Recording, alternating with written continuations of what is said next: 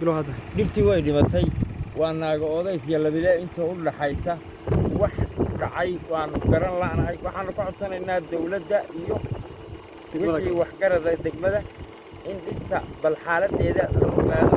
dhan baana qalalay geedaha dhimanaysa waa geedka ugu badan waxa ugu badan geedka quraca la yiraahdo oo xooluhu kuba noolaayeen ilaahay u talagalay waa degmada galaadi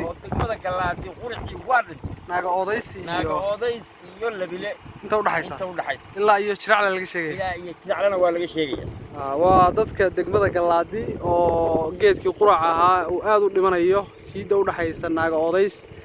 ilaa iyo jiracle dhammaan geedkii quracaasa u jeedaan waa leeday kulligiis waa dhintay wax xanuun ku dhacay ma la garanaya hore saa ma noqon jiray maya sidaas horay anagu sidaa hadda koor xanuunka noocaas degmada galaadi iyo maamulka gobolka doolo iyo wasaaradda beeraha iyo dhirta iyo daaqa